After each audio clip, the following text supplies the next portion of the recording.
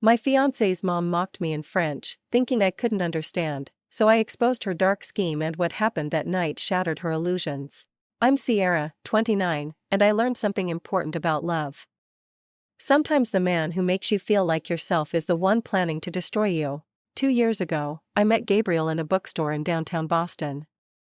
Not some cute meet cute where we reached for the same book. No, I was the CEO of my father's tech company, wearing a power suit after a brutal board meeting.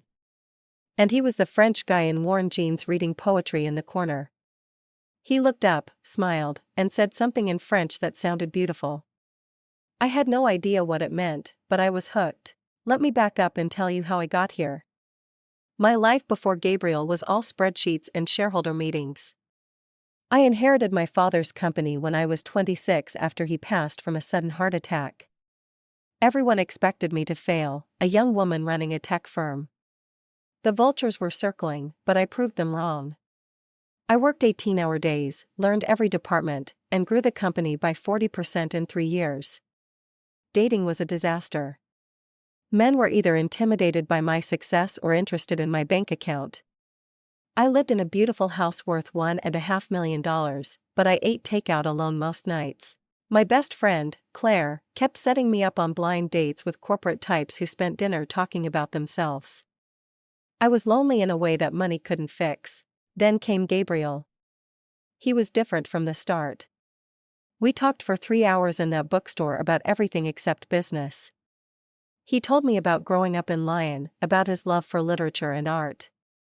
He was intelligent, thoughtful, and he didn't seem intimidated by me at all. When I told him what I did for a living, he just nodded and asked if I enjoyed it. Not how much I made or what kind of car I drove. Did I enjoy it? Our first date was a picnic in Boston Common.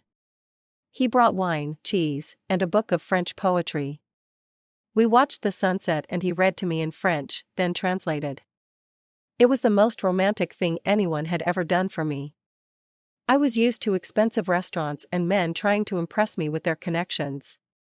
Gabriel impressed me with his mind and his heart. The relationship developed naturally over the next year. He introduced me to small jazz clubs, outdoor concerts, and hidden restaurants I'd never noticed despite living in Boston my whole life. We went to museums, took walks along the Charles River, and spent lazy Sundays reading together. He accepted expensive gifts gracefully when I wanted to spoil him, a nice watch for his birthday, a leather jacket for Christmas. He never seemed offended or insecure about our financial difference. There was just one thing that concerned me, his obsession with immigration. Gabriel was in the US on a work visa, and he worried constantly about it. We couldn't go to the airport without him getting anxious. Police cars made him nervous. He checked his documentation obsessively. At first, I thought it was normal immigrant anxiety. Now, looking back, I see it differently. 8 months ago, he proposed. We were at the same spot in Boston Common where we'd had our first date. He got down on one knee with a simple but beautiful ring and said he wanted to spend his life with me. Then he added, almost as an afterthought, that marriage would also solve his immigration worries. He'd finally feel secure in this country with me by his side. I said yes. The moment I accepted his proposal, an idea formed in my mind. I wanted to surprise him on our wedding day by saying my vows in French. It would be romantic, meaningful, a gesture showing how much I cared about his culture and heritage. I'd been taking basic French lessons years ago, but never got far. This time would be different. I found the best private French tutors in Boston and committed to an intensive program, 6 months of study, 3 times a week, plus daily exercises and immersion apps. I told Gabriel I was taking extra business courses, which wasn't entirely untrue since I did those, too. But my real focus was French. The learning process was grueling. French grammar made my head spin. The pronunciation felt impossible at first. My tongue couldn't make the right shapes for the sounds, but I was determined. I've never been someone who gives up easily. You don't become CEO at 26 by quitting when things get hard. My main tutor was Louis, an American with French parents who'd lived in Paris for 15 years. He was patient, encouraging, and had a gift for making complex concepts understandable. He worked with me on everything from basic vocabulary to cultural nuances. We practiced conversations about daily life, literature, feelings. He wanted me to really understand the language, not just memorize phrases. After 6 months of intensive study, with 2 months still to go before the wedding, I was nearly fluent. I could watch French films without subtitles, read French novels, and hold complex conversations. I was so proud of myself. Gabriel had no idea. I imagined his face when I started speaking his language at the altar. I thought it would be the perfect beginning to our marriage. 1 week before the wedding, Gabriel told me his mother was finally coming to visit. Colette lived in a small town in rural Vermont after immigrating years ago. She and Gabriel were very close, but the distance meant I'd only met her once briefly over video chat. She seemed nice enough, if a bit reserved. Gabriel was excited to have her stay with us and meet me properly before the wedding. I prepared everything for her arrival. I had the guest room cleaned, bought her favorite wine that Gabriel mentioned, and planned meals around foods he said she loved. I wanted to make a good impression. She was going to be my mother-in-law. After all, family was important to Gabriel, and I wanted her to like me. The day before our wedding, Gabriel suggested bringing his mother to my house for dinner. Just the 3 of us, he said. A quiet family evening before all the wedding chaos. I thought it was a lovely idea. I prepared a beautiful meal, set the table with my good china, and bought flowers for the centerpiece. They arrived at 7. Colette was an elegant woman in her 60s with Gabriel's same dark eyes. She kissed my cheeks in greeting and complimented my home in accented English. Throughout dinner, she was charming. She asked about my work, my family, my interests. She seemed genuinely interested in getting to know me. I started to relax, thinking this was going well. Then, about halfway through the meal, Colette turned to Gabriel and said something in rapid French. I kept smiling, cutting my chicken, acting like I didn't understand, but every single word hit me like a physical blow. C'est vache stupide, she said, looking around my dining room with calculating eyes. This stupid cow is so naive. Gabriel laughed and responded in French, agreeing with her. My hands didn't shake. I kept smiling. I kept chewing. But inside, my world was ending. Colette continued speaking in French, clearly believing I couldn't understand a word. She will be perfect for you, Gabriel. Once you get your green card, you can divorce her and keep part of her fortune. I reached for my wine glass with a steady hand and took a sip. My face showed nothing. Years of board meetings and hostile negotiations had taught me how to control my expressions. Meanwhile, my mind was racing, processing every implication of what I was hearing. Gabriel responded enthusiastically in French. I did well for myself, didn't I? She pays for everything, never asks questions, and she's so in love she sees nothing. Colette picked up her wine glass, examining the label with approval. How much is this house worth? Gabriel answered proudly. $1.5 million. His mother smiled. After the divorce, you can take at least half. With a good lawyer, maybe more. American judges are generous with immigrants. I cut another piece of chicken, chewed, swallowed, smiled, asked in English if anyone wanted more wine. Colette accepted graciously. Gabriel kissed my cheek and called me mon amour while I refilled his mother's glass. The rest of dinner passed in a blur. I heard everything they said in French. Every cruel observation about my naivety, every calculation about my assets, every joke about how easy I was to manipulate. Gabriel mentioned that I'd already put his name on my house deed as a wedding gift. I had done that last week thinking it was romantic. Now I realized it was part of his plan all along. They discussed timing. Gabriel wanted to stay married for at least 2 years to avoid suspicion. Colette suggested 3 would be safer for immigration purposes. They talked about a woman named Isabel back in Lyon who was waiting for him. Apparently Gabriel had a girlfriend in France who knew about this whole scheme. They laughed about how I'd bought him expensive gifts, paid for our vacation to California, and never questioned why he didn't contribute more financially. Colette said mockingly, she thinks you're just a poor artist with principles. Gabriel replied, that's exactly the image I wanted to give. I served dessert, a chocolate tart from Gabriel's favorite bakery. I'd picked it up that morning, wanting everything to be perfect. They complimented it in English while continuing their French conversation about my stupidity. Finally, around 10, Gabriel announced they should leave. He was staying at a hotel with his mother since tradition said we shouldn't see each other the night before the wedding. How romantic I had thought when he suggested it. Now I understood he probably just wanted privacy to celebrate his successful con. I walked them to the door. Gabriel pulled me close and kissed me tenderly. "I can't wait to marry you tomorrow," he whispered in English. "You've made me the happiest man alive." I smiled up at him. "I can't wait either." Colette hugged me, her embrace warm and motherly. "Welcome to our family, ma chérie," she said in her accented English. They stepped onto my front porch. Gabriel was reaching for his car keys. Colette was adjusting her scarf and I made my decision. 2 years of my life, 8 months of planning, 6 months of secret French lessons, all leading to this moment. I spoke clearly in perfect French with the accent Louis had worked so hard to teach me. J'adore vous avoir tous les du ce soir. J'ai pari que les services d'immigration aussi. The effect was instantaneous and beautiful. Gabriel froze mid-step. His keys fell from his hand and clattered on the porch. Colette's face went white, then red, then white again. They both turned to stare at me with identical expressions of horror. Quoi? Gabriel managed to choke out. What?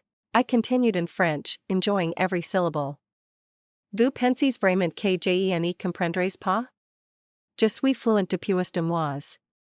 Chaque mot que vous avez dit ce soir, je l'ai entendu et compris parfaitement. Gabriel tried to stammer a response. His face had gone from shocked to panicked to desperate in seconds. "Sierra, please let me explain. It was just talk.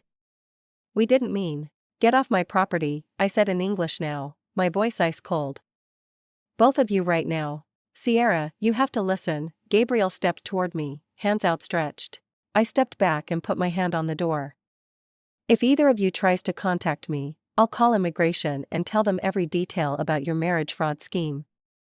I'll show them the timeline of our relationship. I'll provide documentation of your visa status. Do you understand me?" Colette grabbed Gabriel's arm, pulling him toward the car. She was speaking rapidly in French, telling him to shut up, that they needed to leave immediately. For once, Gabriel listened to her. I watched them practically run to his car. Gabriel fumbled with the keys, dropping them twice before successfully unlocking the doors.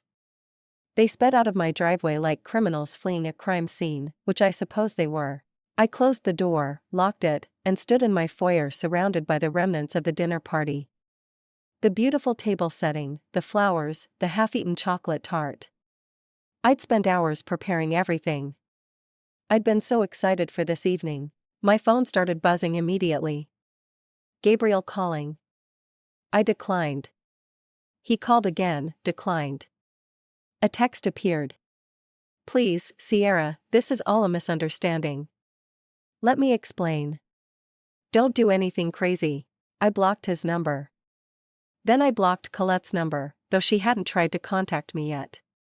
More texts came through before the block took effect. "I love you. We can fix this. Don't call immigration, please. I'm begging you. Think about what you're doing. This will ruin my life." Good. I thought that's exactly the point. I walked through my house looking at everything with new eyes. The photos of us together, all lies. The books he'd given me, props in his performance.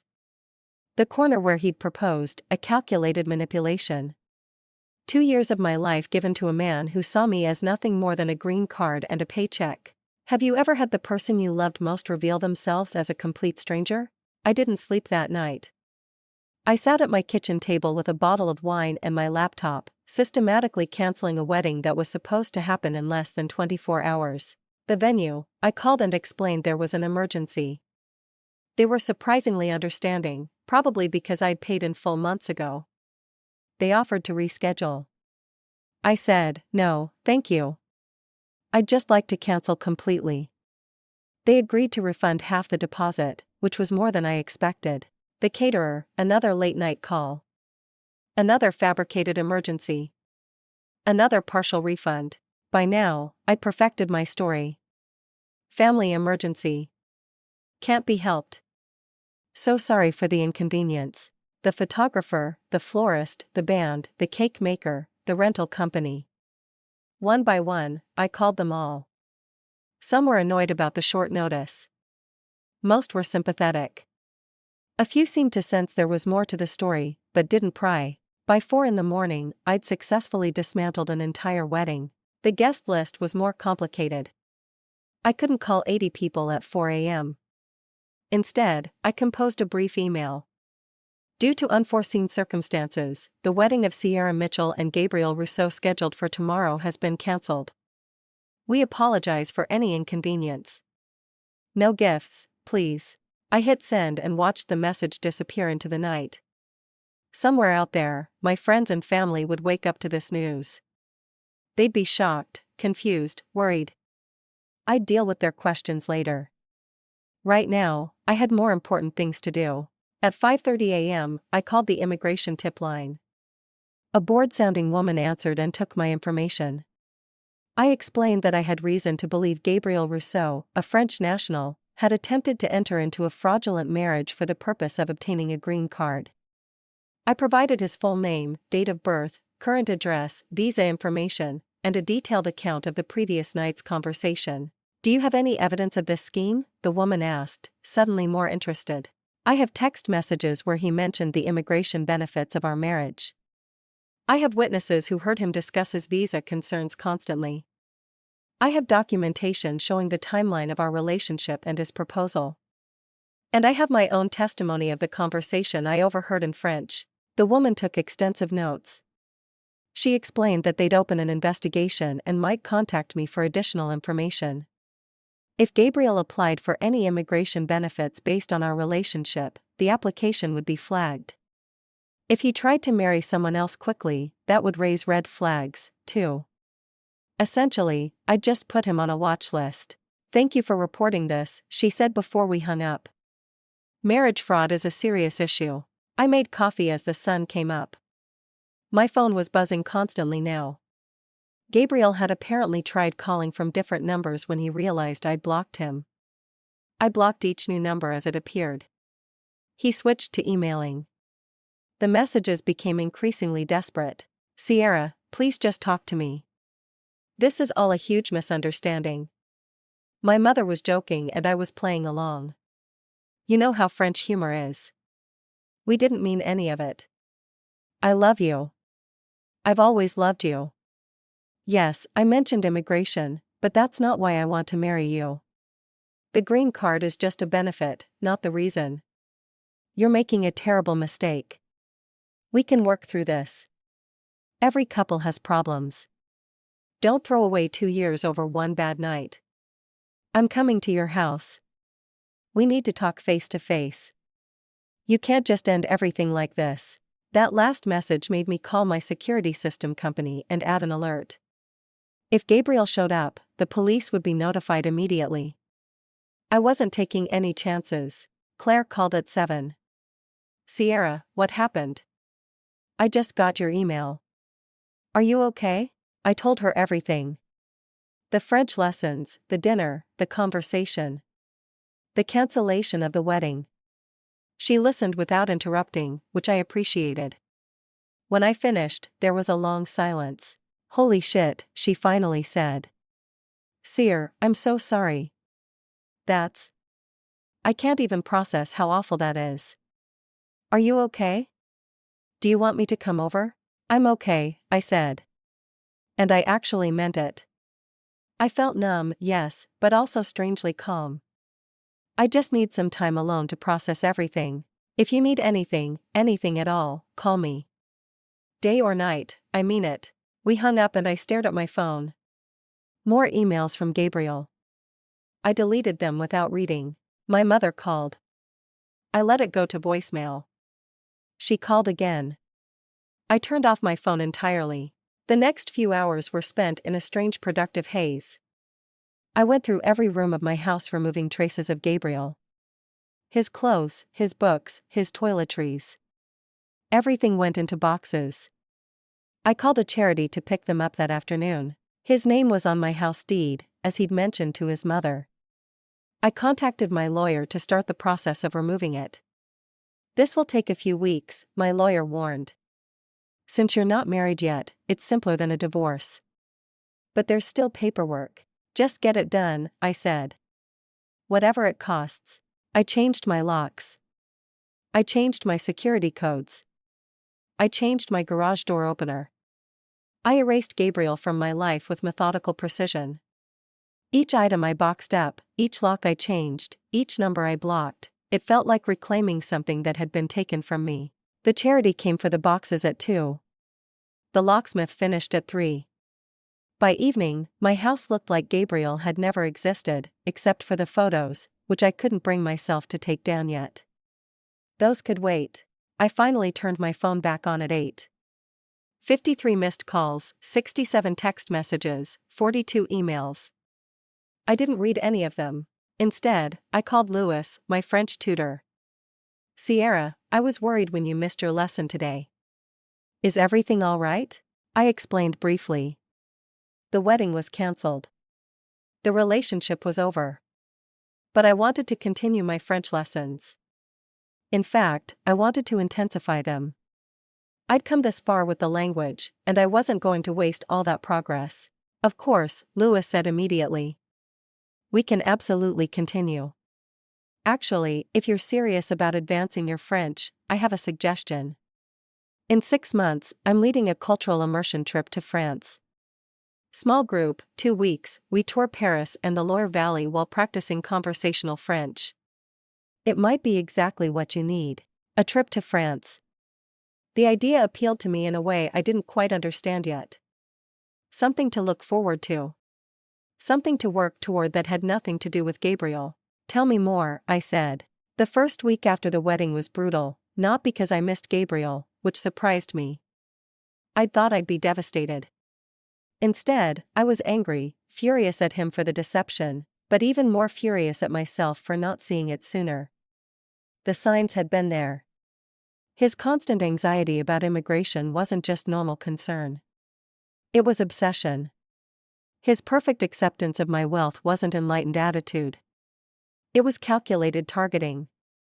His romantic gestures, all the picnics and poetry, weren't genuine expressions of love. They were investments, free ways to make me fall for him while planning to take everything I had. I threw myself into work with an intensity that worried even my most dedicated employees. I arrived at the office at 6 and stayed until 9.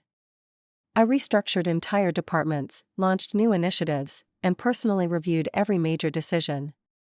My assistant started keeping a coffee pot brewing just for me.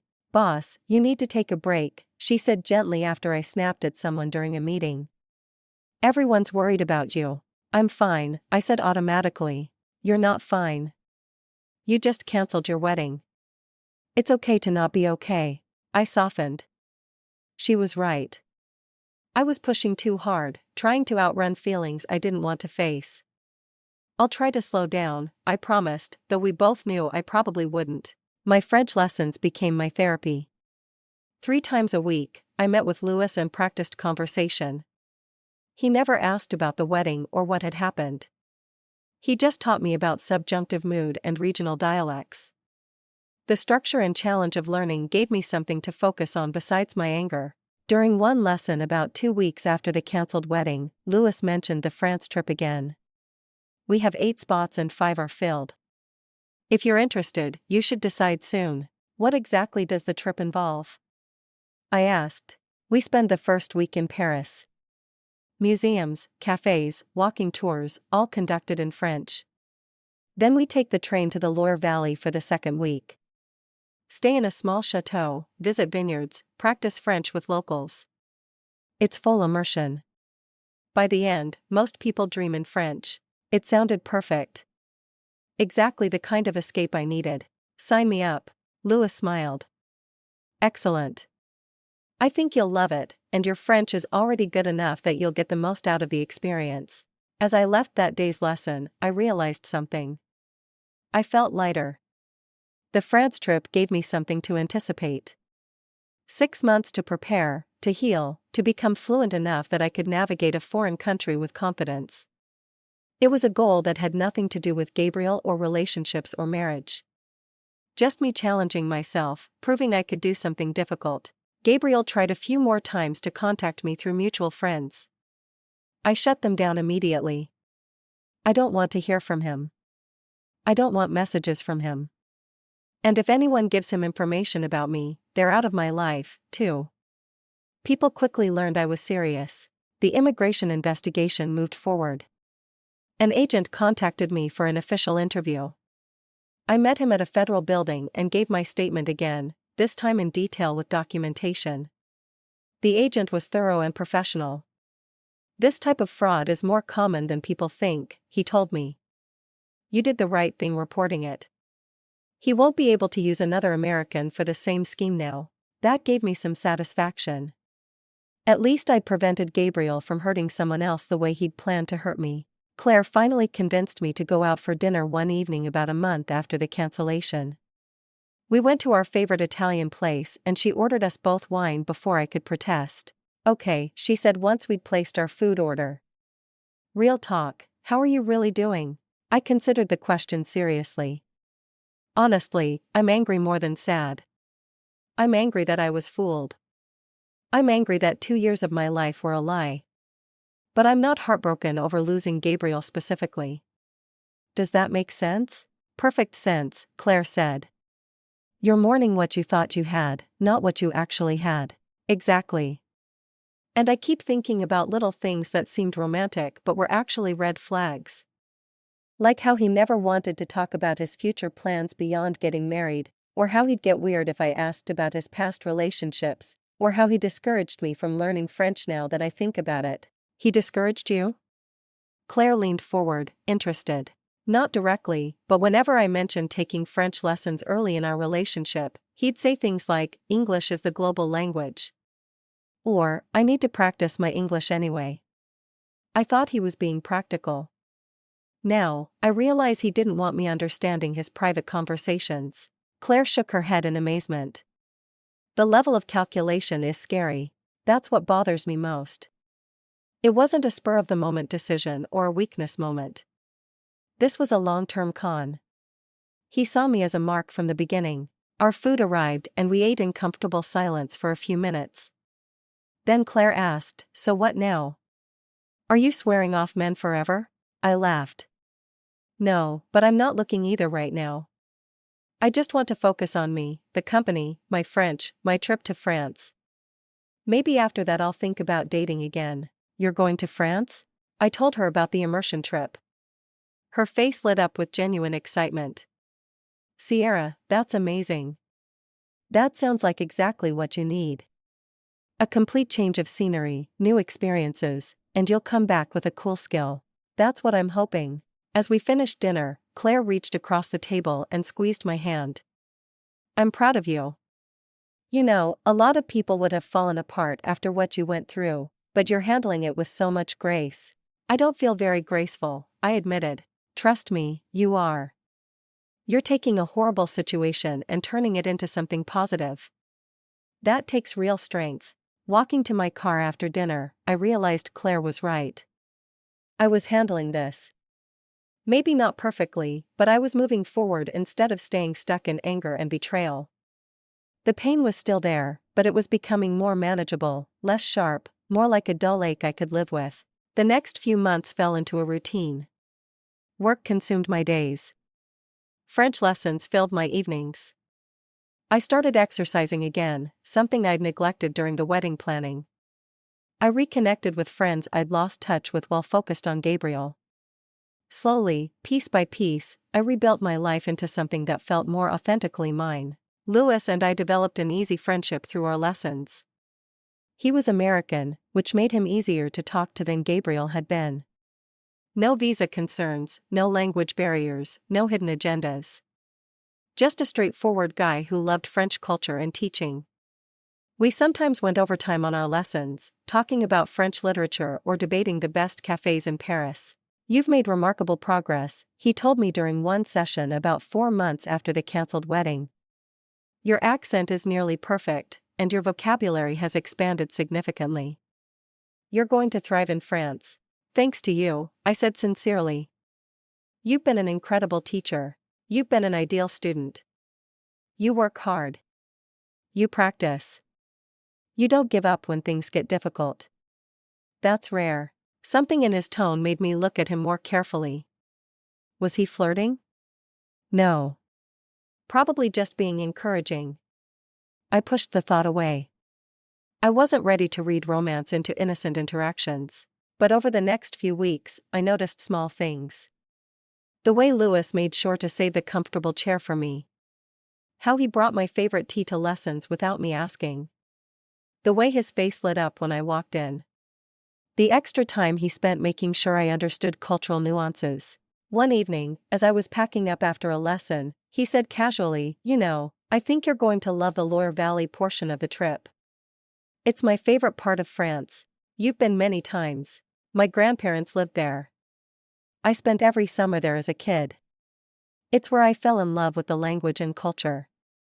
There's something magical about that region. Tell me more, I said, settling back into my chair. He did. He told me about the vineyards, the small villages where time seemed to stand still. He described the food, the light, the way the Loire River looked at sunset. His passion was infectious. By the time he finished, I was even more excited about the trip. 2 more months, he said, checking his calendar. You'll be there before you know it. As I drove home that night, I realized I was smiling. Not because of Gabriel being gone, but because I was genuinely looking forward to something. The France trip represented a new chapter. A chance to use the French I'd learned for its original purpose. Not to surprise a fiancé, but to experience a culture I'd come to love through studying its language. The 5th month after the cancelled wedding brought an unexpected development.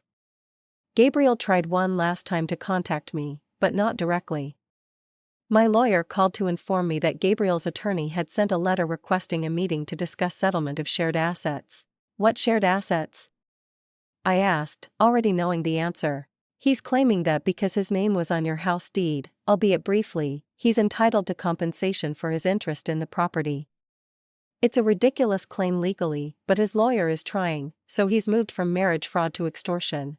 Essentially, yes, though they're framing it as a legitimate property dispute. I felt that old anger flare up again. Even now, months later, Gabriel was still trying to take from me. Tell his lawyer to go to hell. Politely, legally, but firmly. My lawyer chuckled. I'll draft an appropriate response. Don't worry, he has no case. This is just a desperate attempt to get something out of you. The letter made me realize I hadn't fully processed my anger. I was functioning, yes, working, learning French, making plans, but underneath, I was still furious about the betrayal. I decided to talk to someone professional about it. The therapist I found specialized in trauma from betrayal and deception. Dr. Chen was a calm, thoughtful woman who let me vent for most of our first session without interruption. When I finally ran out of steam, she asked a simple question. What did this experience teach you about yourself? I thought about it. That I'm stronger than I realized. I didn't fall apart. I took action. That's true. What else? That I need to trust my instincts better. Looking back, I had doubts about Gabriel at times. Small things that bothered me, but I ignored them because I wanted the relationship to work. That's very insightful. What will you do differently in the future? Pay attention to red flags. Ask questions, not ignore my gut feelings just because I want something to be true. Over the next few therapy sessions, I worked through the layers of emotion I'd been avoiding. The embarrassment of being fooled. The fear that I couldn't trust my judgment anymore. The sadness over losing what I thought was real love. Dr. Chen helped me understand that Gabriel's deception said everything about him and nothing about my worth. You were vulnerable and honest, she told me. He exploited that. Those are his character flaws, not yours. With 1 month until the France trip, my French lessons with Louis took on a different quality. We'd moved beyond grammar and vocabulary into deeper cultural discussions. We talked about French philosophy, cinema, politics. Louis challenged me to think in French, not just translate from English. During one lesson, he brought a French film for us to watch together. We'll pause periodically and discuss what's happening, he explained. It'll help with your comprehension and colloquial expressions. The film was a romantic drama set in Paris.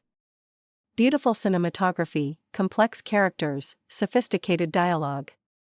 About halfway through, there was a scene where the main character discovered her partner had been lying to her. The betrayal was raw and real. I felt my throat tighten. Louis paused the film. You okay? Yeah, just hits close to home, I guess. He nodded, understanding without needing details. We can watch something else if you prefer. No, it's fine. Actually, it's good. Cathartic, maybe. We continued watching. By the end, the main character had rebuilt her life and found unexpected happiness in a new direction. Not a fairy tale ending, but a real one. Growth and healing rather than revenge or despair. What did you think? Louis asked as the credits rolled. I think she made the right choices. She didn't let the betrayal define her future. Agreed. Though it must have been incredibly difficult. The hardest things usually are. There was a moment of comfortable silence. Then Louis said, You know, I really admire how you've handled everything. You could have given up on French after what happened. But you didn't. You turned something painful into something meaningful. French wasn't the problem, I said quietly. Gabriel was. True, but still it would have been understandable to want to distance yourself from anything connected to him. French isn't connected to him anymore. It's mine now. Something I did for myself. Louis smiled. That's a healthy perspective. As our lesson ended, he handed me an information packet about the France trip. Final details. We leave in 4 weeks. I think you're going to have an amazing time. I looked at the itinerary with growing excitement. Paris museums, café conversations, a cooking class in French, then the Loire Valley with chateau tours, wine tastings, and stays in a converted medieval manor. It looked like a dream. Thank you, I said sincerely, for everything, the lessons, the patience, the encouragement. You've been incredible. It's been my pleasure. You're one of the best students I've ever had. Walking to my car, I felt something I hadn't felt in a long time. Genuine happiness. Not the forced positivity I'd been maintaining, but real contentment. I was healing, moving forward, building something new. The last few weeks before the trip flew by in a flurry of preparation. I bought appropriate clothes, got travel insurance, made arrangements at work for my absence. My assistant was excited for me. You deserve this vacation, she said firmly. No checking emails while you're gone. We'll handle everything. Claire threw me a small going-away party. Just a few close friends, wine, and French food. Everyone toasted to new adventures and fresh starts. One friend asked if I was nervous about traveling to Gabriel's home country. France isn't his, I said simply. It's France's and now it's mine, too. The night before departure, I couldn't sleep. Not from anxiety, but excitement. I was actually doing this, flying to France, immersing myself in the language and culture, challenging myself in new ways. A year ago, I'd been planning a wedding to a man who didn't love me. Now, I was planning an adventure that was entirely my own. I thought about Gabriel briefly, wondered where he was, what he was doing, but the thoughts held no power anymore. He was just a person I used to know. Someone who taught me painful but valuable lessons. I didn't wish him well, but I didn't wish him harm either. I just didn't care. My phone buzzed with a text from Louis. Ready for tomorrow? Don't forget your comfortable walking shoes. We'll be covering a lot of ground in Paris. I smiled and texted back. Ready? See you at the airport. The flight to Paris was long but uneventful. I sat next to an older woman from our tour group named Patricia who taught English at a community mercy college. We chatted in a mix of English and French, laughing at our mistakes and helping each other with pronunciation. What brought you to French? She asked as we flew over the Atlantic. It's a long story, I said. But the short version is I wanted to challenge myself and learn something completely new. Good for you.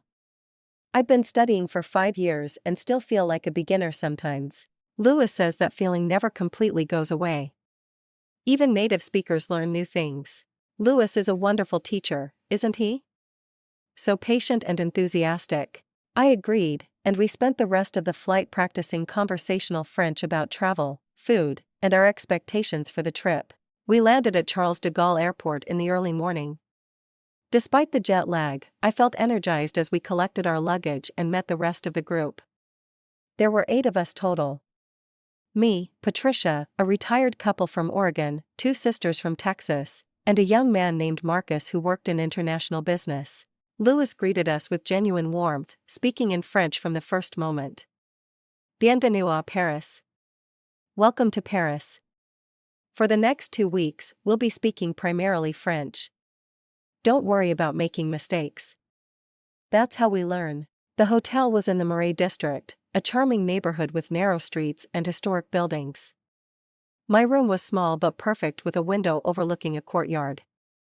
I showered, changed, and met the group for our first activity. A walking tour of the neighborhood conducted entirely in French. Lewis was in his element. He pointed out architectural details, told stories about the area's history, and encouraged us to interact with shopkeepers and cafe owners. My French held up beautifully. I ordered a coffee without hesitation, asked for directions in a bookstore, and chatted with an elderly man feeding pigeons in a small park. Your accent is remarkable, Lewis said during a break. People might actually think you're French. That's the nicest compliment you could give me. It's well earned. You've worked incredibly hard. That afternoon, we visited the Louvre. Lewis had arranged a private tour in French, focusing on lesser-known works. I was overwhelmed by the beauty, the history, the weight of centuries of art surrounding us. Standing in front of a Delacroix painting, I felt tears prick my eyes. Not from sadness, but from joy. I was here in Paris, understanding and appreciating all of it in a language I'd taught myself. The first week passed in a wonderful blur. We visited museums and monuments, took a boat cruise on the Seine, attended a play at a small theater, and ate at restaurants where I confidently navigated menus and conversations with waiters. Every evening, our group gathered for dinner and discussed the day's experiences in French. I was surprised by how comfortable I felt, how natural the language was becoming. Lewis and I often ended up walking together between locations. He'd point out details I might miss, suggest cafes to try on my own time, and share personal anecdotes about his experiences in France. He was easy to talk to, intelligent, and genuinely interested in my thoughts on everything from architecture to politics. One evening, after the group had dispersed following dinner, Lewis asked if I wanted to walk along the Seine. There's a beautiful view of Notre Dame I'd like to show you, he said. We walked in comfortable silence, the city glowing around us. When we reached his viewpoint, I understood why he'd wanted to share it. Notre Dame rose before us, illuminated and majestic despite its ongoing restoration. The river reflected the lights, creating a magical scene. Thank you for this, I said softly. The whole trip, but especially moments like this. I'm glad you're enjoying it. You deserve to experience Paris properly. Something in his tone made me turn to look at him. He was watching me with an expression I couldn't quite read. Affection, interest. Before I could analyze it further, he spoke. Sierra, I should probably tell you something. I've enjoyed our lessons over the past months immensely. And not just as a teacher. I find myself looking forward to seeing you in a way that's probably not entirely professional. My heart skipped. Lewis, I know the timing might not be right, he continued quickly. You've been through a difficult experience and you might not be interested in anything romantic, but I wanted to be honest. I like you as more than a student. I took a breath, processing his words. Did I feel the same way? Looking at him standing there, vulnerable and honest, I realized I might. The comfort I felt with him, the joy in our conversations, the excitement when I saw him, it was more than just teacher and student. I like you, too, I admitted. I wasn't sure if I was reading things correctly or projecting. He smiled, relieved. So, I haven't completely misread the situation. No, you haven't. But you're right about the timing. I'm still processing everything that happened with Gabriel. I don't want to rush into something new before I'm ready. I understand. I'm not asking for anything immediate. I just wanted you to know how I feel and that when you are ready, if you're interested, I'd love to explore this further. I appreciate your honesty and your patience. We stood there for a moment. The awkwardness of the confession fading into something warmer. Then Lewis said, "Should we head back? We have an early start tomorrow." As we walked to the hotel, I felt something shift inside me. Not love, not yet, but possibility. Hope. The beginning of something that might with time become meaningful. The second week of the trip took us to the Loire Valley. We traveled by train, watching the landscape change from urban to rural, cities giving way to vineyards and fields. The chateau where we'd be staying appeared like something from a fairy tale. Honey-colored stone turrets surrounded by gardens. "This is incredible," Patricia breathed as we pulled up the drive. "Wait until you see inside," Lewis promised. He wasn't exaggerating. The chateau had been converted into a small hotel, but retained all its historical charm. My room had a four-poster bed, antique furniture, and windows overlooking rose gardens. I felt like I'd stepped into another century. That evening, Lewis organized a wine tasting in the chateau's cellar. A local vintner taught us about Loire Valley wines in French, and I surprised myself by understanding nearly everything. The wines were excellent, the company was warm, and I felt more relaxed than I had in months. As the week progressed, Lewis and I continued to connect. We'd have coffee together in the mornings before the group activities, talking about everything and nothing. He told me about his childhood, split between America and France, never quite feeling fully part of either culture. I shared my experiences running the company, the challenges of being young and female in a male-dominated industry. "You're remarkably strong," he said one morning as we sat in the chateau's garden. "What you've built, what you've overcome, it's impressive. I don't always feel strong. Sometimes I feel like I'm barely holding it together. That's what strength is, though. Continuing even when it's hard." On our last night in France, the group had a farewell dinner at a local restaurant. We toasted to new friendships, improved French, and unforgettable experiences. I looked around the table at people who'd been strangers 2 weeks ago and now felt like friends. I looked at Lewis, who'd been my teacher and was becoming something more. After dinner, Lewis and I walked through the small village near the chateau. The streets were quiet, lit by old-fashioned lanterns. We found a bench near a fountain and sat. Neither of us quite ready for the evening to end. "This trip has been transformative," I said quietly. "I came here thinking I was just learning French and seeing France, but it's been so much more than that." "How so?" "I've rediscovered myself. The person I was before Gabriel, but better, stronger, more confident, more open to possibility." Lewis reached for my hand, his touch gentle. "I'm glad. You deserve all the good things coming your way." I looked at our joined hands, then up at his face. "When we get back home, I'd like to explore this. Us, if you're still interested." "I'm definitely still interested. I can't promise it'll be easy. I'm still healing, still figuring things out, but I'd like to try. That's all I'm asking for, a chance." He leaned in slowly, giving me time to pull away if I wanted. I didn't want to. Our kiss was soft, tentative, nothing like the passionate intensity I'd had with Gabriel. This was different, honest, real, a beginning rather than a performance. When we pulled apart, I was smiling.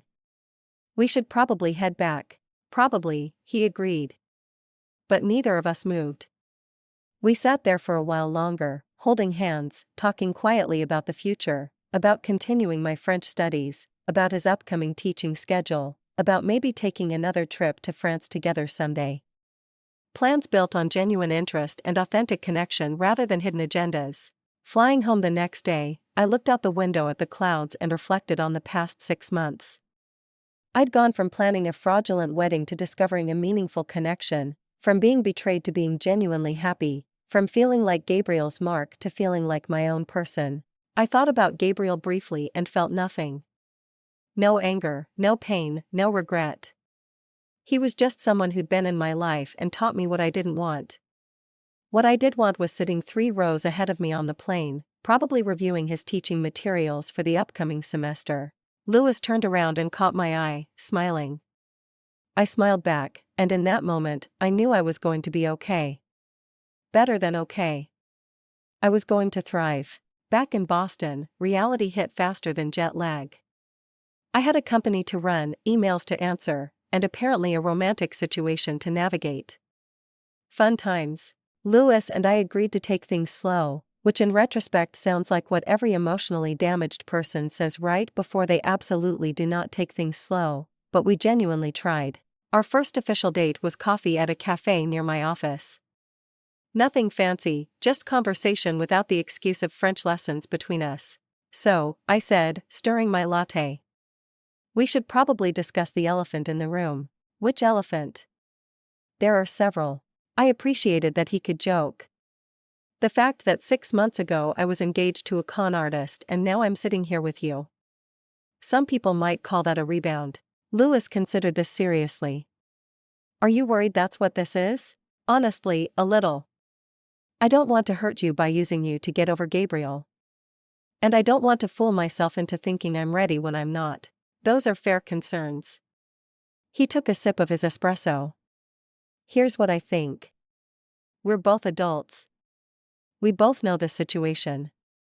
If we go into this with open communication and realistic expectations, we can handle whatever comes. Very rational. I'm a very rational person. Clearly, most irrational people declare their feelings while standing by the sane. He laughed. Fair point. That was uncharacteristically impulsive for me. We decided on ground rules. Honesty above all else, no rushing into anything serious. Regular check-ins about how we were feeling. And most importantly, if either of us felt it wasn't working, we'd say so directly rather than letting things drag on. This is possibly the most mature approach to dating I've ever attempted, I admitted. Same. Usually, I just panic and hope for the best. Over the next few weeks, we fell into an easy pattern. Dinner once or twice a week, sometimes at restaurants, sometimes at my place where I'd cook. We continued French conversation practice because why waste perfectly good bilingual skills? We went to movies, art galleries, and once to a horrible experimental theater production that we both hated but pretended to appreciate until we got to the parking lot and burst out laughing. That was awful, Louis said, still chuckling. Terrible. Why did we sit through the whole thing? I thought you were enjoying it. I thought you were enjoying it. We laughed until we cried. And somewhere in that parking lot, I realized I was genuinely happy. Not pretending, not forcing it, just authentically enjoying myself with someone who made me laugh. Work continued to be intense. We were launching a new product line, and I was personally overseeing every detail. My assistant started calling me the hurricane because I'd sweep through departments, reorganize everything and leave people energized, but slightly dizzy. You're in your element, Claire observed during one of our lunch dates. I haven't seen you this focused and alive in years. It feels good to be building something, creating value, making decisions that matter. How are things with Louis? I smiled. Good. Really good. He's patient, funny, and completely drama-free. It's almost suspicious how normal and healthy this relationship is. You deserve normal and healthy. I'm not sure I know how to do normal and healthy. My entire romantic history has been either boring or catastrophic. Then learn. You learned French in 6 months. You can learn healthy relationships. She had a point. I'd approached French with dedication and systematic practice. Maybe I could approach this relationship the same way. Learn the patterns, practice the skills, gradually improve. Though comparing romance to language learning probably said something about my emotional availability that Dr. Chen would want to discuss. Speaking of Dr. Chen, therapy continued to be helpful. We'd shifted from processing the Gabriel betrayal to examining my broader patterns with trust and vulnerability. You've built impressive walls, she observed during one session. Very effective for protecting yourself. But walls that keep pain out also keep connection out. You're going to need to risk lowering them sometimes. With Louis, with anyone you want true intimacy with, partners, friends, even family eventually. About 2 months after returning from France, Louis suggested meeting his parents. No pressure, he said quickly. But they're having a family dinner next weekend, and I'd love for you to come if you're comfortable. Meeting the parents. The classic relationship milestone with Gabriel. I'd never met his father, who'd apparently died years ago. And I'd only met Colette that one disastrous time. This felt significant. I'd like that, I said, meaning it. His parents lived in a comfortable house in the suburbs. His mother, Rebecca, taught literature at a local college. His father, James, was a retired engineer who now built furniture as a hobby. They welcomed me warmly, and I immediately felt at ease. Louis has told us so much about you, Rebecca said, leading me to the living room. Your dedication to learning French is impressive. Your son is an excellent teacher. He's passionate about language. Always has been. Dinner was relaxed and full of laughter. James told terrible dad jokes. Rebecca shared embarrassing stories about Louis's childhood. Louis's younger sister, Emma, grilled me about running a tech company. It was everything a family dinner should be. Warm, genuine, accepting. Driving home, Louis asked, "So, what did you think?" "I think your family is wonderful. Your mom is brilliant. Your dad is hilarious, and your sister is going to be a formidable lawyer someday. They loved you, too. My mom texted me while you were in the bathroom. She said, and I quote, 'Don't mess this up.' I laughed. No pressure. None at all. What do you think happens when you finally meet a partner's normal loving family after being engaged to someone whose mother literally plotted to rob you?" 3 months into dating Louis, I hit an unexpected wall. Everything was going well, which was exactly the problem. I kept waiting for the other shoe to drop, for Louis to reveal some hidden agenda or secret flaw. The fact that he seemed genuinely good made me suspicious. "I think I'm self-sabotaging," I told Dr. Chen during our session. "Tell me more." "Louis is kind, honest, supportive. We have fun together. He's introduced me to his family. Everything is healthy and normal. And I keep looking for problems that don't exist." "What kind of problems?" "I don't know. Secret gambling addiction, second family in another state, moderate to severe personality disorder." I paused. "I sound insane." "You sound like someone whose trust was severely violated. Your instinct is to protect yourself by assuming the worst. So, how do I stop?" "You practice trusting him in small ways. Pay attention to whether his actions match his words. Notice when he's consistent and reliable. Gradually, your nervous system will understand that he's safe." I tried to follow her advice. I noticed when Louis showed up exactly when he said he would. When he listened to my work stress without trying to fix everything. When he suggested we slow down physically because he wanted to make sure I was truly ready. Small, consistent actions that proved his character. Meanwhile, work provided a welcome distraction from my emotional complications. We were preparing for a major product launch, and I'd been invited to speak at a tech conference about leadership and innovation. Public speaking wasn't my favorite, but it was part of the job. Louis helped me practice my presentation. "You're too stiff," he observed after my third run-through. "You're brilliant, but you sound like you're reading from a corporate manual." "I am reading from a corporate manual. I wrote it." "Tell stories instead. Make it personal. People connect with authenticity." I revised the presentation, including anecdotes about taking over the company young, facing skepticism, and learning to trust my instincts. The conference went better than expected. People actually listened, asked thoughtful questions, and several approached me afterward to continue the conversation. One woman, probably in her 50s, shook my hand firmly. "Thank you for that. My daughter is starting her own company, and she needed to hear that it's possible, that she can do it." Moments like that reminded me why I loved my work. It wasn't just about profit margins and market share. It was about building something meaningful and maybe inspiring others along the way. That evening, Louis took me to dinner to celebrate. "You were amazing today," he said, raising his glass. "I'm proud of you." "Thanks, though. I'm pretty sure I rambled during the Q&A section." "You were thoughtful and engaging. Stop being so hard on yourself. It's kind of my brand at this point." He reached across the table and took my hand. "Sierra, I need to tell you something." My stomach dropped. Here it comes, I thought. The reveal, the confession, the moment everything falls apart. "I'm falling in love with you," he said simply. "I know it's only been a few months, and I'm not expecting you to say it back, but I wanted you to know." Oh, that was not what I'd expected. "Louis, you don't have to respond right now," he interrupted gently. "I just needed to be honest about how I feel." I looked at this man who'd taught me French, taken me to France, introduced me to his family, and supported my healing without asking for anything in return.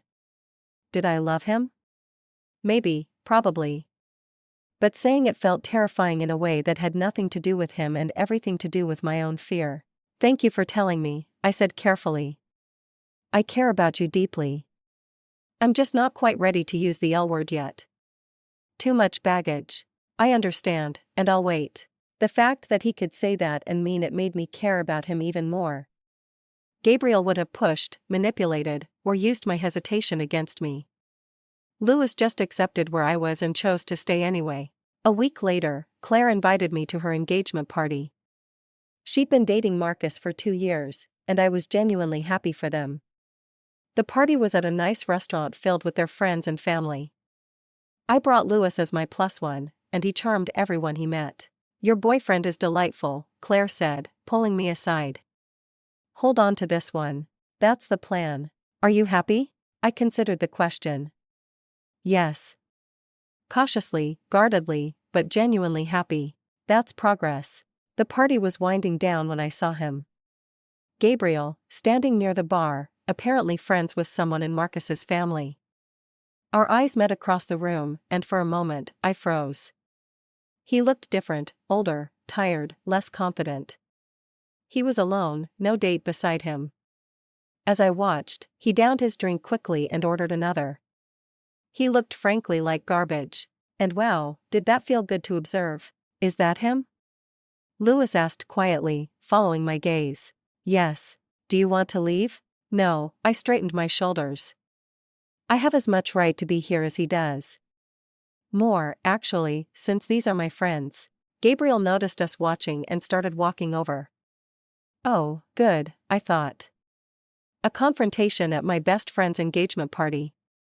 Exactly what I wanted. "Sierra," he said, stopping a few feet away.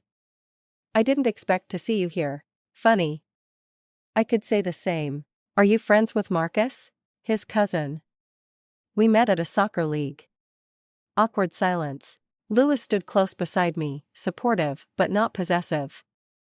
Gabriel's eyes flicked between us, clearly trying to figure out our relationship. "You look well," Gabriel finally said. "I am well. I tried to reach out to apologize, but you blocked me everywhere." "Yes, I did because I didn't want to hear from you." He flinched. "I know I messed up. What my mother and I said that night, it wasn't, we were just talking. We didn't mean it the way it sounded." "You absolutely meant it exactly the way it sounded. Don't insult my intelligence by pretending otherwise. Sierra, please. I really did care about you. The immigration thing was just a bonus, not the whole reason." I actually laughed. I couldn't help it. "Gabriel, you literally called me a stupid cow. Your mother described me as naive and gullible. You planned our divorce before our wedding and now you want me to believe you cared. I made mistakes. You made choices. Calculated. Deliberate choices. There's a difference." Louis spoke for the first time. "I think Sierra has made her feelings clear. Maybe you should move along." Gabriel looked at Louis with obvious dislike. "And you are someone who actually respects her." The simple statement hit harder than any dramatic declaration could have. Gabriel's face reddened, but he had no comeback. After a tense moment, he walked away, returning to the bar and his solitary drinking. "You okay?" Louis asked. "Yeah, actually, I feel great." And I did. Seeing Gabriel again, diminished and alone, had been oddly freeing. He had no power over me anymore.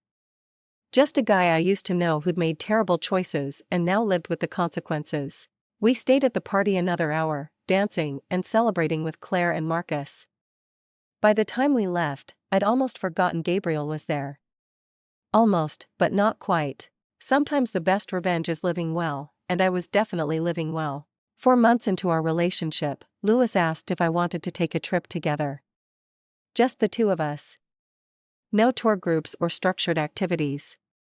A real vacation. Where were you thinking? I asked. California. I've always wanted to see Big Sur, and there are some beautiful coastal towns we could explore. That sounds perfect. We planned the trip for the following month, booking a rental house overlooking the ocean. I was excited, but also nervous. A week together would be intimate in ways we hadn't yet experienced. No distractions, no separate homes to retreat to, just us. The week before the trip, my mother called. I almost didn't answer, but something made me pick up. Sierra, honey, I know you've been avoiding me, but I'm your mother and I'm worried about you. I'm fine, Mom. Are you? Because you canceled your wedding, blocked everyone associated with Gabriel, and from what I hear, you're dating someone new already. That doesn't sound fine. I took a deep breath. I took trying to stay calm.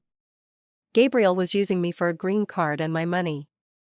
I overheard him and his mother discussing their plan. That's why I canceled the wedding. Silence. Then, oh my God, Sierra, I had no idea. I didn't tell anyone the details. It was humiliating enough without broadcasting it. Honey, that's not your fault. He deceived you. You were a victim. I wasn't a victim, Mom. I was someone who made a mistake and then corrected it. There's a difference. We talked for another 20 minutes. She asked about Louis, about work, about my life. It wasn't a complete reconciliation, but it was a start. Maybe Dr. Chen was right about gradually letting people back in. The California trip exceeded all expectations. The rental house was beautiful, perched on a cliff with panoramic ocean views. We spent days hiking, exploring small towns, eating at local restaurants, and talking about everything. Louis told me about his divorce in his late 20s, how it had made him cautious about relationships. I shared more details about my childhood, about taking over the company, about the pressure I'd always felt to prove myself. One evening, we were sitting on the deck watching the sunset. Louis had his arm around me, and I felt completely at peace.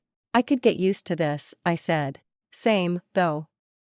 I'm not sure I could afford a house with this view. We could split it if we ever decided to do something crazy like move in together.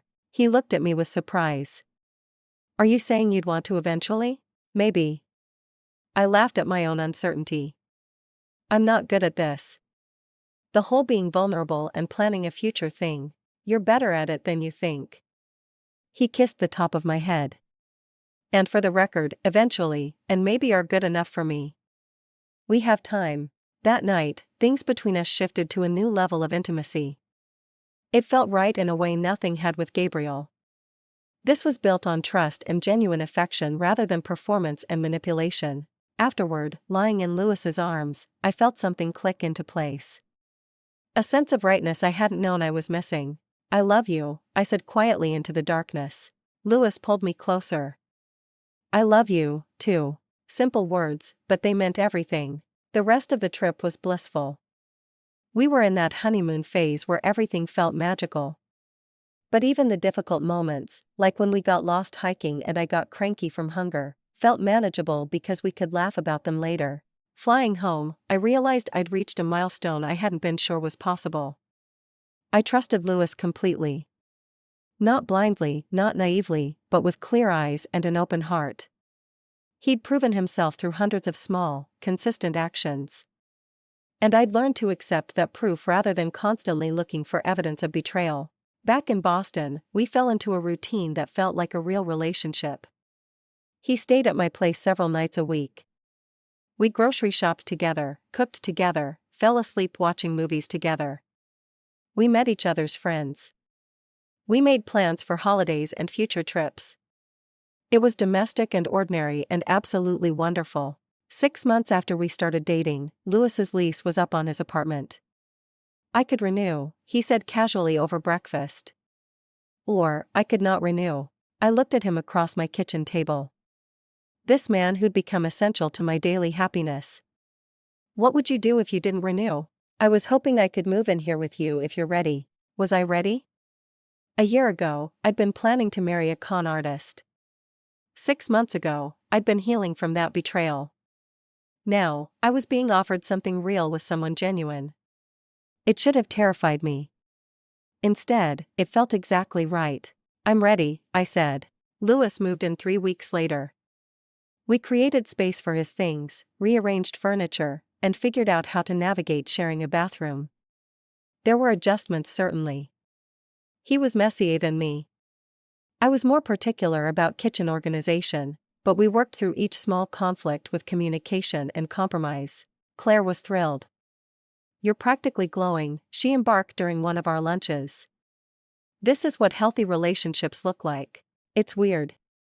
I keep expecting something to go wrong. Maybe nothing will go wrong. Maybe you just found a good one. Maybe." I smiled. Yeah, maybe I did. Work continued to thrive. The product launch had been successful and we were expanding into new markets. I hired 2 excellent managers to oversee operations, which freed me up to focus on big picture strategy. For the first time, I felt like I had balance between my career and personal life. One evening, about 7 months into living together, Louis and I were cooking dinner when he said, "I have something to tell you." Those words still triggered my anxiety. And he must have seen it on my face because he quickly added, "It's good news." "I promise." "Okay, what is it?" "I've been offered a position developing a new French curriculum for a private school. It's a significant step up, better pay, and it would involve some travel to France for research and teacher training." "Louis, that's amazing. Congratulations." "The thing is, the travel would be several weeks at a time. I wanted to make sure you'd be okay with that before I accepted." I thought about it. A year ago, the idea of my partner traveling without me would have triggered all my abandonment issues. Now, I felt confident enough in our relationship to handle his absence. "I think it's a great opportunity. You should absolutely take it." "You're sure?" "Completely sure. We'll make it work." He pulled me into a hug. "Thank you for understanding and for supporting my career the way I try to support yours." That was the thing about healthy relationships I was learning. They were built on mutual support and trust, not control and manipulation. Gabriel had needed me dependent and unquestioning. Louis wanted me strong and independent. The difference was everything. 1 year after canceling my wedding to Gabriel, I threw myself a party. Not a pity party, an actual celebration. Claire helped me organize it and we invited all the friends who'd supported me through the aftermath. "What are we celebrating?" someone asked as we raised glasses. "Survival, growth, and really good life choices," I answered. Everyone laughed and toasted. Louis stood beside me, his arm around my waist, and I felt genuinely grateful for how far I'd come. From devastated and betrayed to happy and whole. It had been a hell of a journey. Later that evening, after everyone had left, Louis and I sat on my deck with wine and looked at the stars. "Can I ask you something?" Louis said. "Always. Do you ever regret it?" The whole situation with Gabriel, I mean, if it hadn't happened, we might never have met. I considered this. I regret the pain and the time wasted, but I don't regret the lessons I learned. And I definitely don't regret ending up here with you. Good answer. What about you? Any regrets about getting involved with someone who came with so much baggage? None. Your baggage made you who you are. I love who you are. We sat in comfortable silence for a while. Then Louis said, "I have something for you. An early anniversary gift." He handed me an envelope. Inside was a brochure for an advanced French immersion program in Provence. 6 weeks intensive study for people already fluent who wanted to reach native-level proficiency. "I know it's a big commitment," Louis said.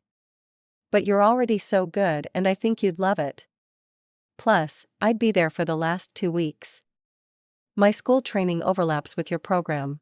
I looked at the brochure, then at Louis, then 6 weeks in Provence. Continuing the journey I'd started with such different intentions, completing something that had begun as a surprise for a man who didn't deserve it and transforming it into something purely mine. "I love it," I said. "I'm absolutely doing this." We spent the next few weeks planning. I arranged coverage at work, delegating responsibilities to my capable team. I renewed my passport, bought appropriate clothes, and contacted the program to enroll. The more I planned, the more excited I became. 2 weeks before my departure, something unexpected happened. Gabriel reached out through LinkedIn of all places. A professional message requesting to connect. I showed Louis. "What do you think he wants?" Louis asked. "No idea. And I don't particularly care." I declined the request without responding, but Gabriel didn't give up.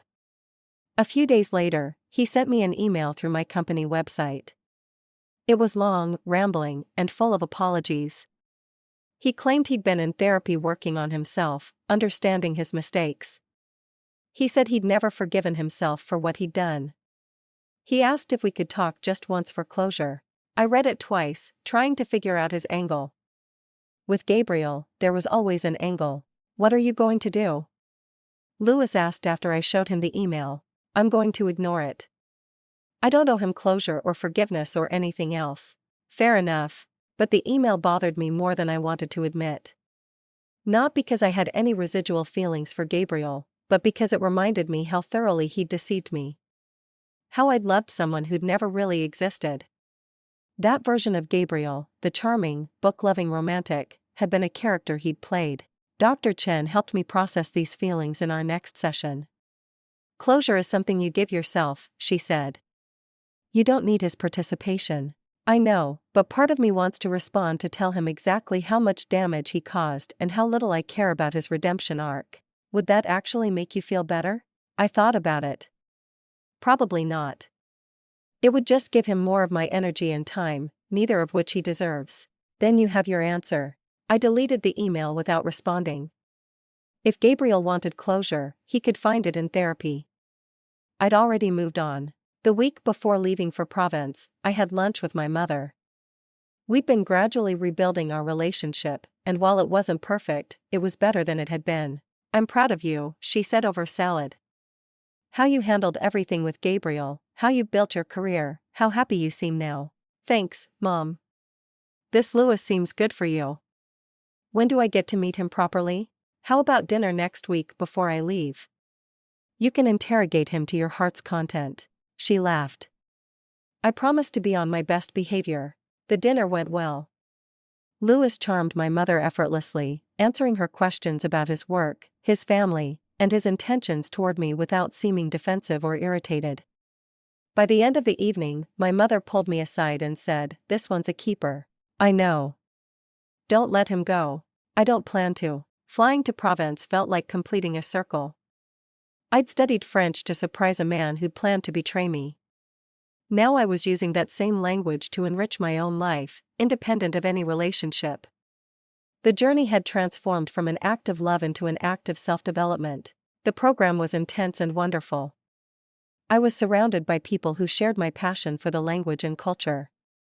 We spent mornings in rigorous classes, afternoons practicing with native speakers, and evenings exploring the region. My French improved dramatically, picking up nuances and idioms I'd missed before. Louis arrived for the last 2 weeks, and we traveled together on weekends while I continued my studies during the week. We visited lavender fields, Roman ruins, and tiny villages where time seemed to have stopped. We ate incredible food, drank local wine, and fell even more in love. One evening, we were having dinner at an outdoor restaurant in a hilltop village. The view was spectacular. The food was perfect. And Louis was looking at me with an expression I couldn't quite read. "What?" I asked, smiling. "I'm just happy right here. Right now, I'm completely happy." "Me, too." He reached across the table and took my hand. "Sierra, I know this might seem fast and you can absolutely say no, but I need to ask you something." My heart started racing. Was he going to propose? We'd only been together a year. That felt too soon after everything with Gabriel. "Will you marry me?" Oh God. He was proposing in France at a romantic restaurant while I was having a mild panic attack. "Louis, wait. Let me finish. I know you might not be ready. I know marriage is complicated for you after Gabriel, but I love you and I want to build a life with you. If you need time, I'll wait. If you want a long engagement, that's fine. I just need you to know that I'm serious about us, about our future. I looked at this man who'd been patient with my healing, supportive of my goals, and genuine in every interaction. Did I want to marry him? The thought didn't fill me with dread or anxiety. Instead, I felt ready. Yes, I said. Yes, you need time. Or, yes, you'll marry me. Yes, I'll marry you. His face broke into the biggest smile I'd ever seen.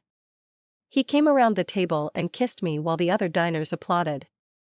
He slipped a simple beautiful ring on my finger and I felt tears streaming down my face. Happy tears this time. I can't believe you're proposing in France, I said, laughing and crying simultaneously. I thought it was fitting.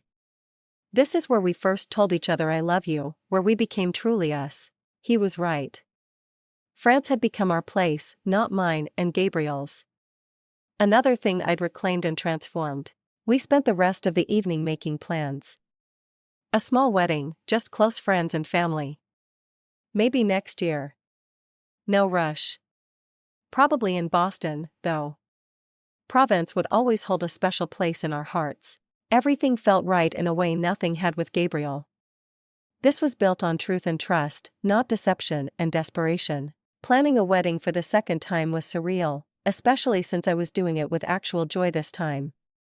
No elaborate productions, no trying to impress anyone, just a celebration of genuine love. Claire was my maid of honor again, and she found the whole situation hilarious. At least this time you're not secretly learning his language to surprise him at the altar. I already know French, so that mystery is solved. What are you going to do? Surprise him by learning Italian? Please, I'm done with surprise language learning. Too much pressure. We decided on a fall wedding in a small vineyard outside Boston. About 50 guests. Elegant, but intimate. Louis's family was involved in the planning, which was a new experience for me. His mother had opinions about flowers and his sister had ideas about music.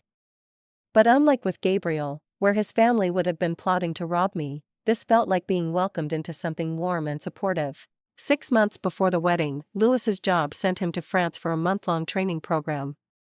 I missed him intensely, but also appreciated having time to work on wedding details and focus on my company. One evening, while he was gone, I was working late at the office when I got a call from an unknown number. I almost didn't answer, but something made me pick up. Sierra, it's Colette, Gabriel's mother. I froze. How did you get this number? I need to speak with you. It's important. Gabriel he's not doing well. That's not my problem. Please just give me 5 minutes. Against my better judgment, I stayed on the line. Colette explained that Gabriel had fallen into depression after our relationship ended.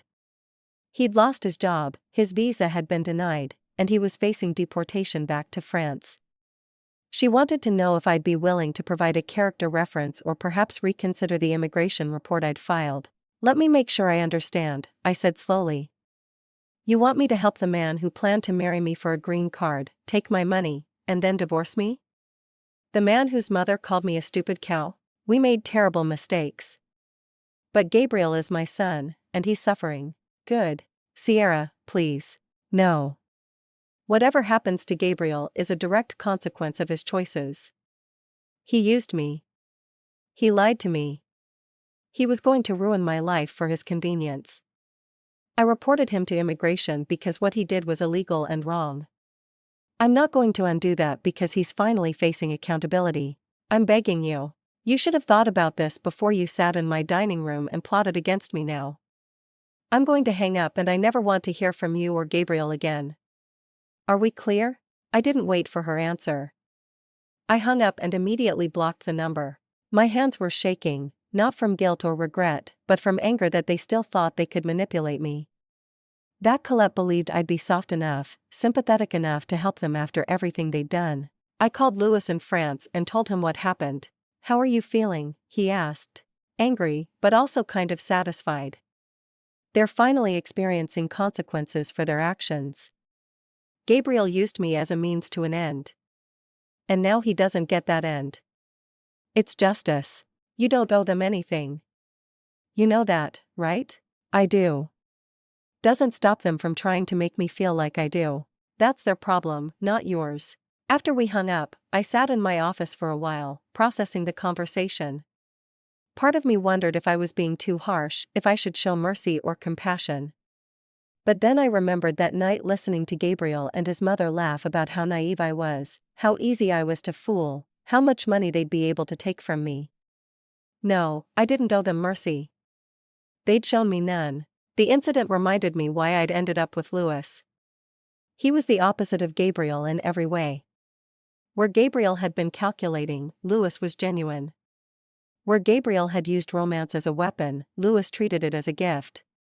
Where Gabriel had seen my success as something to exploit, Louis celebrated it as something to admire. When Louis returned from France, we threw ourselves into final wedding preparations. We wrote our vows together, wanting them to be personal and meaningful. Mine focused on trust, healing, and building something real together. His focused on patience, partnership, and choosing each other every day. 2 months before the wedding, we had our final cake tasting. The baker brought out 6 different